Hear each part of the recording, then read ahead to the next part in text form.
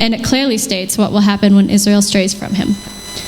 The song begins with, "Give ear, O heavens, and I will speak. Let the earth hear the words of my mouth. May my teaching trickle like rain, my speech distill like dew, like gentle rain on new grass, like showers on tender plants. For I will proclaim Adonai's name, ascribe greatness to our God. The rock, blameless is his work. Indeed, all his ways are just. God is faithfulness without iniquity. Righteous and upright is he. Did it corrupt him? No. The blemish is his children's, a generation crooked and twisted. Is this how you pay back Adonai, O foolish, unwise people? Isn't he your father who ransomed you? He made you and established you." The section reminds Bnei Israel that they were found by God in the wilderness, in the void. They were specially chosen by the Lord out of all the nations to be his inheritance. God surrounded Israel, cared for him, and guarded him as the pupil of his eye. This portion paints a picture of a loving father, and it ends with the observation that Adonai alone guided Bnei Israel, and there were no foreign gods with them. But after that, life got easy for Israel, and they decided they didn't need to follow Adonai because life was good. So they abandoned their loving father, they angered him with abominations, they went after other gods, and sacrificed to non-gods they had never known. And they ignored the one who birthed them. At this point in the story, God is very displeased, as one could imagine. He says he will hide his face from them and heap all kinds of calamities, famine, plague, pestilence, the like.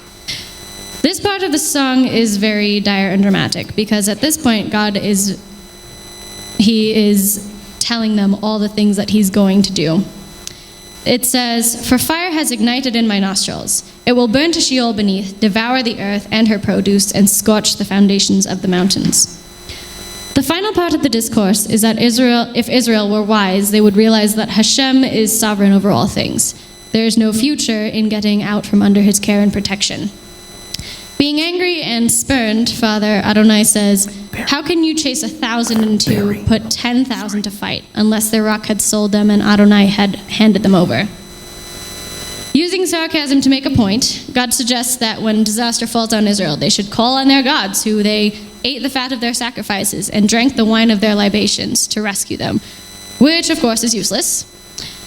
This song and its events conclude on a hopeful note with Adonai saying, "See now that I am he. There are no gods besides me. I bring death and give life. I have wounded, but I will heal, and none can rescue from my hand." God says he will yet again avenge the blood of his servants, return vengeance on his foes, and atone for the land of his people. Israel always remains the people of his eye. All these words were spoken in the ears of the people assembled before Moses and Joshua. Moses knows that the time is at hand, and his last effort, he urges them to put in their hearts all of the words that he says. "So you may command your children to obey Torah, because it is your life." Ha'azinu concludes on a bittersweet note. It says, on that very day, God tells Moses to go up to Mount Nebo in the land of Moab, facing Jericho, to see the land of Canaan. Then be gathered to your people. He reminds Moses that he, just like Aaron, had been prevented from entering the land as God originally intended, because they did not treat God as holy before Bnei Israel. Moses struck the rock instead of speaking to it, as God had commanded. But it really goes to show us how forgiving God is towards us when we make mistakes and don't honor him like we should. Ha'azinu is my bat mitzvah portion that I have chanted since I was 12. Each time I read this passage, I glean something different from it. This time I was really interested in the picture it paints between parents and children. It's no secret that children can do foolish things and could get themselves or somebody else hurt. And hopefully the majority of parents would give warnings against something that was potentially harmful in a way that can't be undone. Like when your parents tell you not to drive without a seatbelt or not to touch a stove when the burner is on. This entire song is God pleading with his children to listen to him because he knows what will happen if they don't. But it's also us witnessing Bnei Israel completely ignore his instructions in favor of a method that may seem to work in the short term but will not have much fruit in the long term. It's like when you hear parents talking about their child's rebellious teen years, where they fall off the wagon a bit, get into trouble, and then come back to their senses. But even though countless times of not listening to their father's warnings, they finally do come back after a bunch of things going wrong. And Adonai once again takes them under his wing and guides them.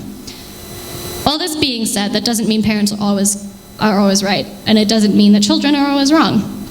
But the point is that we need to be willing to forgive. Growth can only happen when we learn to forgive, and this is something that parents are always doing for us.